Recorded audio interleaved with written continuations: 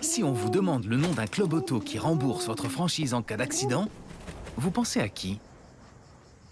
Roule prend le relais là où votre assurance auto s'arrête. Roule, le premier club auto qui profite à tous, à condition de ne pas passer à côté.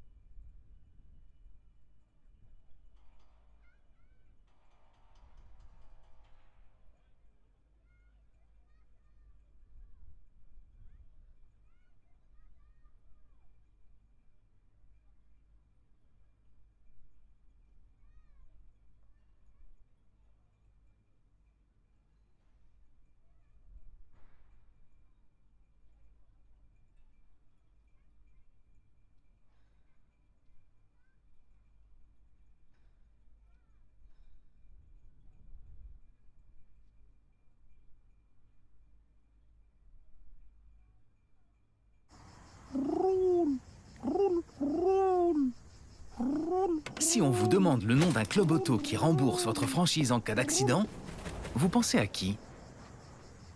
Roule prend le relais là où votre assurance auto s'arrête. Roule, le premier club auto qui profite à tous, à condition de ne pas passer à côté.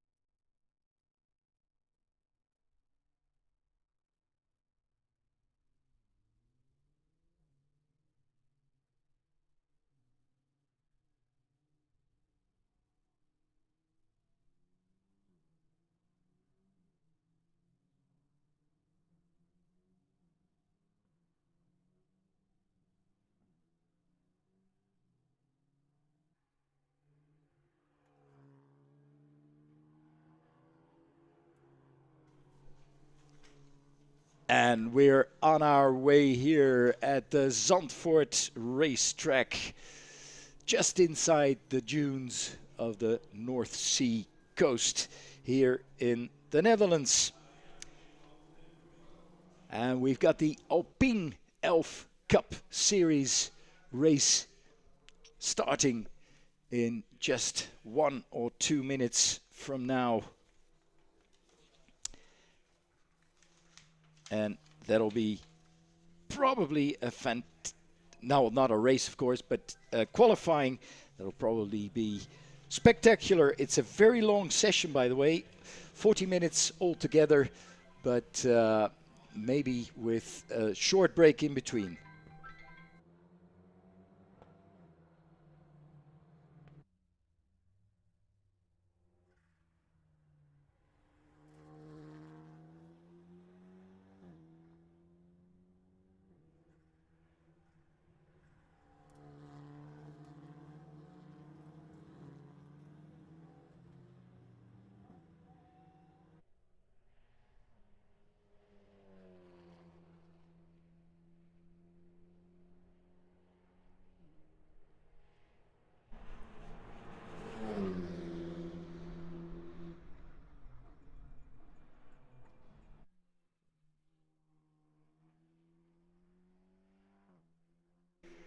And this Alpine field have several sessions to go in this weekend, here this summer trophy weekend at Zandvoort. On Saturday, they'll be having their first qualifying at 11:30 in the morning. 11:30 a.m. and their race will be at 4:30 p.m. penultimate race of the day, and they'll have a similar system of qualifying in the morning, but then 10:15 on Sunday, and in the afternoon 1:30 they'll be doing their race. So on each of the weekend days here at Zandvoort, second weekend of July, they'll have one qualifying session and one race. With at the moment 13 cars on the track. And halfway this session, I think they'll be called in briefly. And part 2 of the session will proceed. So a total practice time of 40 minutes. But with a short break.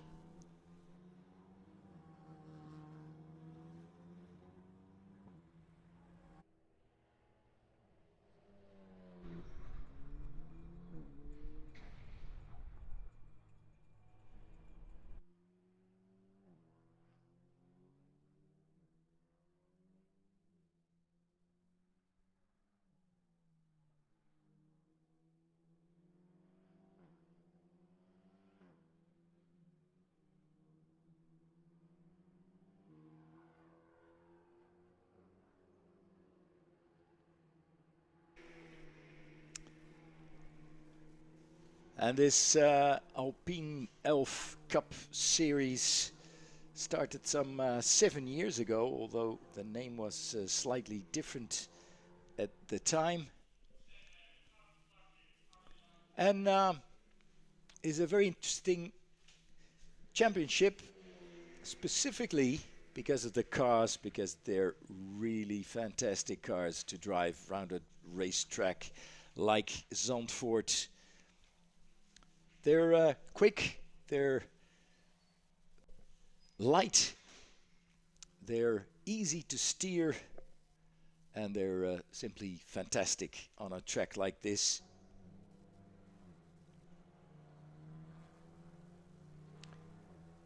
Cars have a 1.8 liter turbo engine, Renault turbo engine, producing 300 bhp, which is quite sufficient with a car that weighs only 1,030 kilograms. Fitted with a 6-speed sequential gearbox, 18-inch wheels, and fitted with ABS. Makes it slightly easier for the not so experienced drivers, of which there are quite a few in this field as well. There's a couple of pros, which are drivers with quite a pedigree that were already successful in their junior classes, because perhaps after karting some of these guys will have done formula cars. For instance, the Fricka type cars, Formula Renault by Alpine. So these pros, more than 23 years of age, and with quite some sporting success. Then there's junior drivers, of which there are 3 in this field. There are 4 pros, 3 juniors, less than 23 years old. Then there's challengers. Those are, well, might be somewhat experienced, but not as successful as the pros. And these challengers are between 23 and 45 years old. And then there's gentlemen drivers over 45 years old. Now it's the pros so far quickest in this session. It's Leo Jousset with the number 4 car with a 1:46.594. Just past the start-finish line.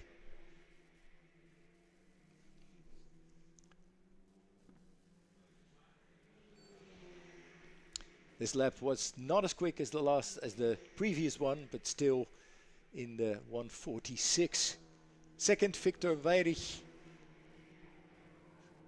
or maybe pronounce this Verich, depending on whether his family is originally from Germany or France. And he might be from the border area in France.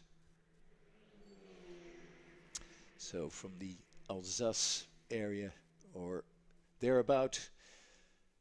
Third is one of the challengers, quick challenger, named Tom Verdier with the number 8 car.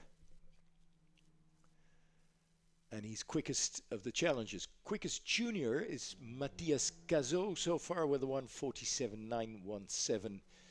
1.3 second down on the quickest man, Leo Jousset. And the quickest gentleman driver so far is David Barrère, 10th overall with a 1:49.474. But there's still a lot of time to go, and I think the times will be in the 1:43s. I guess is possible. At least I think that was possible this morning. during the first free practice session. One Dutchman, if you're listening to the live stream and you're Dutch, you can be proud that Johan Akkerman is now 5th. He's one of the challengers, done a 1:47.755. So 5th overall. With Matthias Cazot in the pit lane, the quickest junior so far. Now, is he indeed in the pit lane?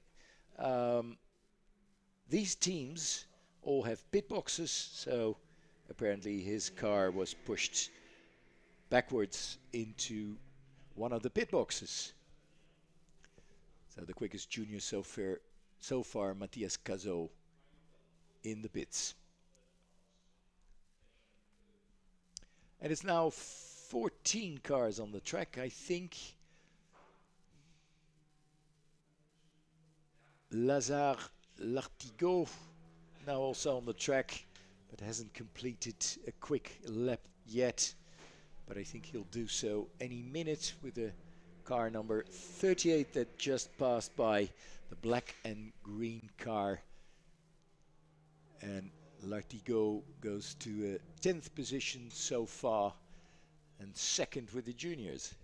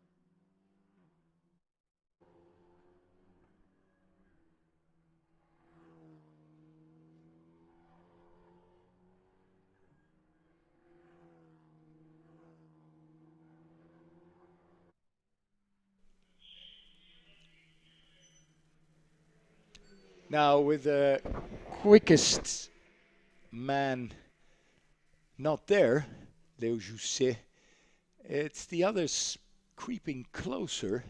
It's now Johan Akkerman, the Dutchman, in 2nd position, 8/10 down, and so is Victor Weyrich, almost 0.9 seconds down. And Tom Verdier and Romain Monti a bit over a second down. So they are inching closer, but it's still Leo Jousset quickest. Currently probably satisfied with his time, with the lap time he's done.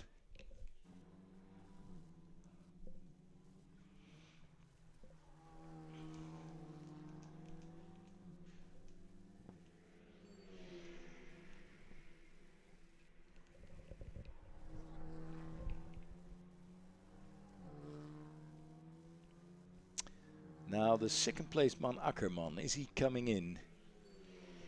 The 74 who just passed, it's Victor Veric. The 324, no, that was Johan Ackerman with a black, white and blue car. Just passed, and also in the pit lane is Romain Monti, the number 10 car. The typical Renault Sport colors, blue and yellow.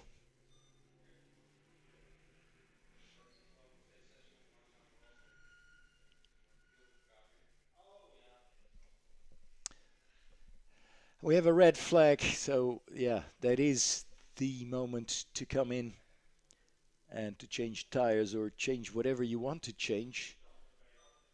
Maybe just tire pressure. But I think this was expected. After 15 minutes, there would be a brief pause in the session, and I think that's the one. With a red flag situation, it's probably easier than using the checkered flag, because then they don't know anymore that then at least the contestants don't recognize that it's not the end of the session. Now they just think we have to get into the pit lane, because that's what happens with the code red. In practice, you need to get into the pit lane, and that's what they do. And waiting for the second part of this free practice number 2 of the Alpine ELF Cup.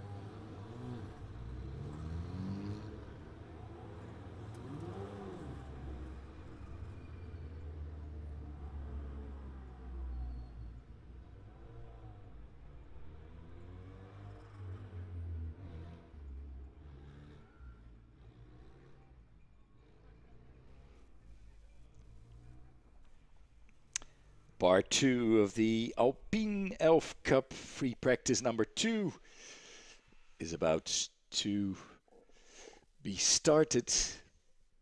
Cars gather at the end of the pit lane at the red light, waiting to be allowed on the track any moment now for part 2 of their practice, with about 15 minutes left for the 14 beautiful Alpines to see if they can get the car any better, any quicker, any more efficient over this Zandvoort racetrack. This challenging 4.3 kilometer track twisting through the dunes and over the dunes here just next to the beach of Zandvoort in the west of the Netherlands. And it must be fantastic for these racers to race here on this Formula One track with a car that's great on this track. Fantastic to drive. 1,000 kilo weighing car, which is not a lot at all, with 300 bhp, and very precise in steering and very easy to steer using your right foot. So with the throttle pedal, it's easy to control the car through the curves, through the 14 turns of this Zandvoort racetrack. Quickest so far in the first part of the session was Pro Leo Jousset, at least in the pro category. I'm not sure if he's a full pro racing driver, but he's in the pro category of this Alpine ELF Cup Series. Second quickest was Johan Akkerman, the Dutchman. Third, Victor Weyrich. Third, Tom Verdier. Fifth, Romain Monti, who's a pro again, with Akkerman best challenger. Lazare Lartigot, quickest junior in 6th position. And Paul Parentoun, or Parentoin, not sure how to pronounce that, the quickest of the gentleman drivers, in 11th position.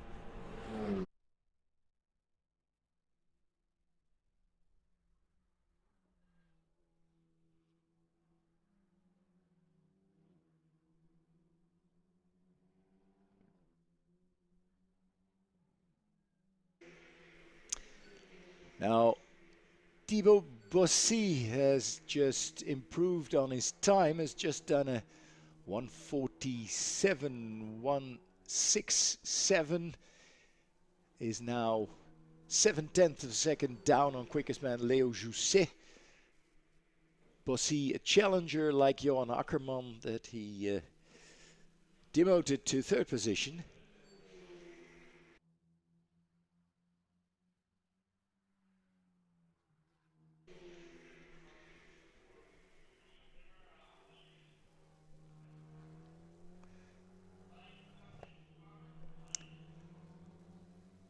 And on our screens, we're following the number 88 car, Matthias Cazot, who's the second junior, the white and blue car.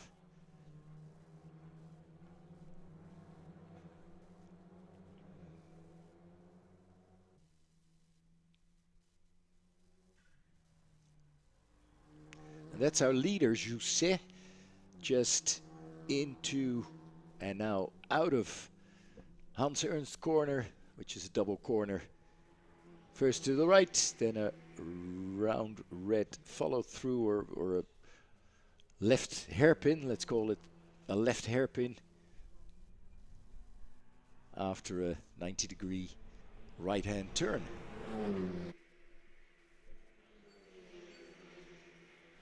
And Matthias Cazot that we're following, who's a second junior, done a 1:47.917.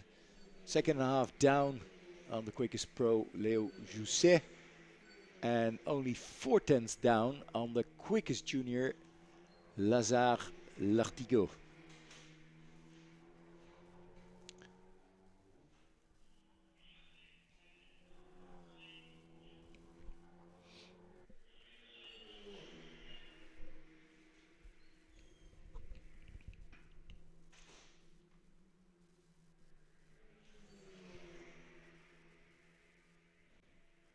And that was Lartigot just past us now with the green and black car. And the number 36, I think, Roy Mayhouse. But I'm not sure if that name is correctly spelled on our screens. Mayhouse, never heard of that name. But then with so many international classes this weekend on the track, it's not always easy to pronounce the names correctly, but we'll do our best. That was the number 10, the yellow and blue painted car of Romain Monti, who just mounted an attack and has gone to second position. Just 3/10 down on the quickest man so far, Leo Jousset.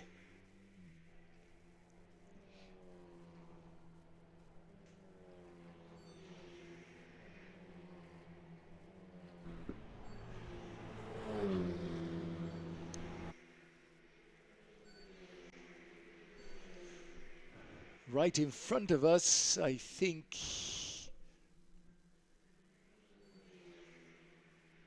that must have been Ivan Ovchenko and one of the other cars battling. Not really battling, of course, because it's lap times that you're looking for. But sometimes a little slipstream will help. These cars do not make a huge hole in the air, so the slipstream, the effect of the slipstream is not overly important, but still it's there. And it always helps.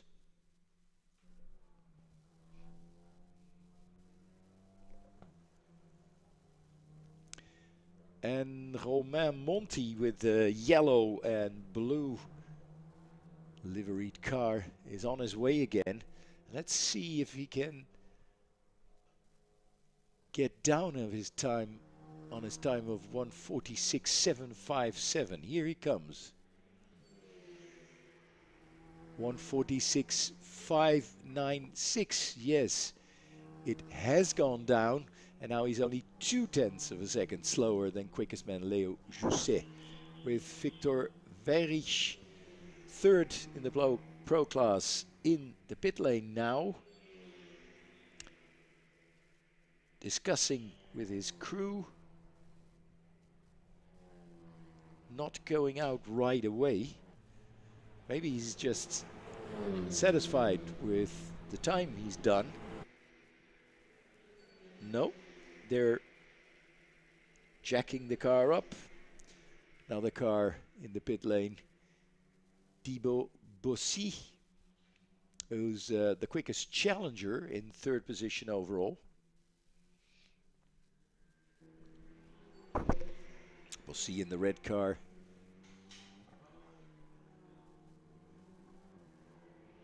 And so far, Leo Jousset, who set his time quite early,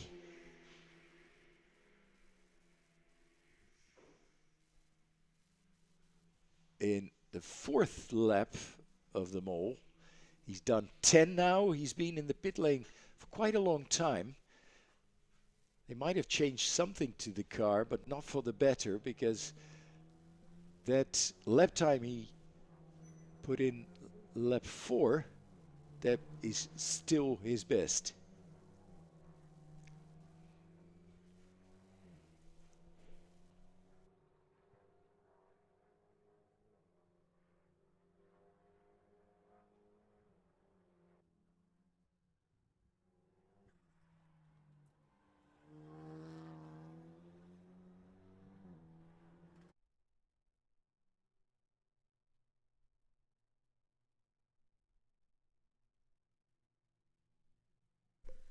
Now out of the pit lane, Thibaut Bossy. Into the pit lane, Romain Monti.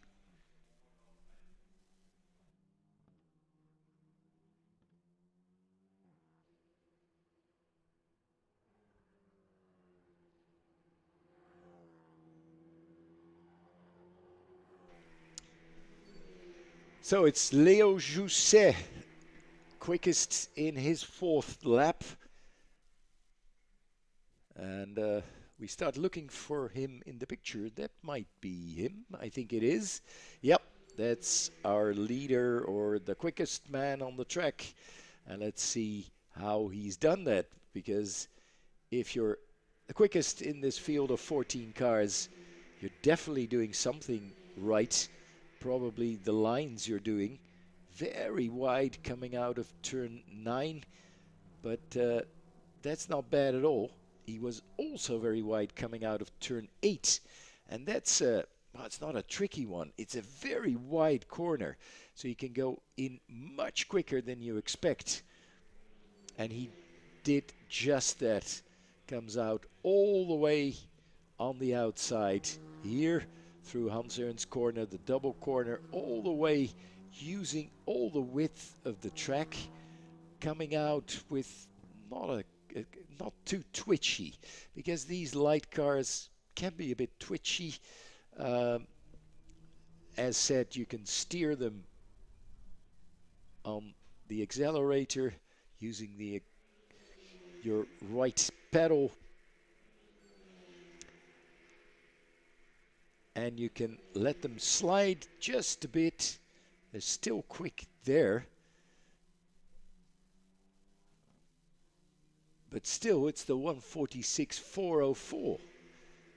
So he's not getting quicker. Maybe he is now. 2 minutes to go. Maybe, just maybe, Leo Jousset will have another go. And in second position, Romain Monti is not. He's in. He's in the pit box. Who else is in? It's Paul Parantoun of Parantoin. The number 3 car, the white, blue and light grey car, and the other one is the black and white car of David Berrer, who is the quickest of the gentleman drivers, over 45 years old and still racing strongly, by far quickest of that group, although, well, 0.8 of a second slower is second man Paul Parantoun. David Barrère is the quickest the gentleman drivers now in the pit lane, and Paul Parantoun is also in the pit lane but in the pit box. And Leo Jousset. With some 50 seconds to go. Now through Adeline corner, last corner before the straight, with a last possibility to go down on his 1:46.404 lap. This lap was a 1:47.466, so that's a second, about a second down on his quickest time. Is it because the tires are simply warm, too warm maybe, to go down on that time, or is he taking it easy for one lap then to go really fast again in this lap? Let's see.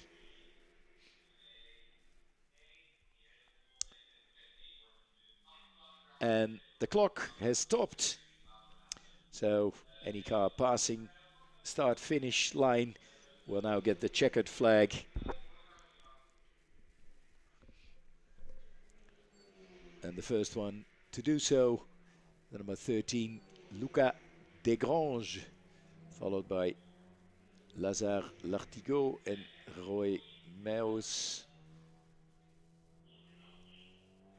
With Lartigue still quickest junior, although Matthias Cazot is still out there. And what is Leo Jousset doing? The man who did a 1:46.404, now into Hans Ernst corner, the 90 degrees right-hander, followed by a left hairpin. Now through turn 13, last point where you need to brake briefly, and then it's full throttle all the way through the last bank corner, eye-line corner. No, and that's it. He's going in. He will not go down on his time of 1:46.404. He's confident that that is enough, and all the cars, or all the cars that went. Is there one? Yeah, there's one trying for another quick lap. That's the number 8, Tom Verdier. He's third of the challengers. Is Ackerman still on his way?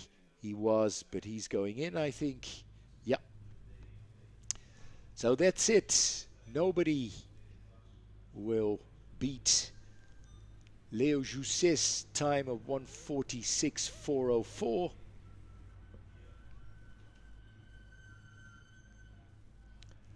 And that means that all 14 cars have had their chance, and only one can be quickest. At the end of this very long, total of 40 minutes, but in fact, I think it was 30 minutes effective driving time in this session of the Alpine ELF Cup. And that concludes this session, and I think concludes the live stream. So quite sure we'll be back tomorrow morning at 11:30 for their first qualifying of the Alpine ELF Cup.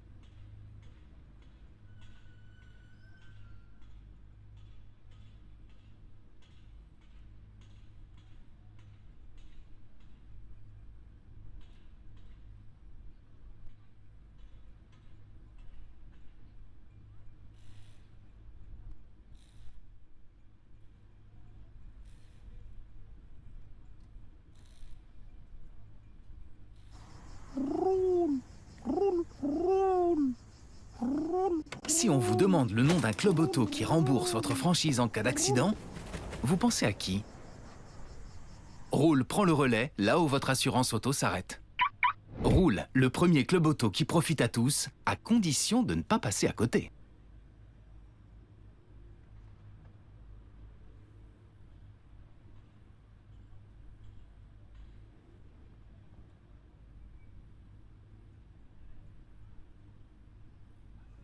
And look at those beautiful historic racers.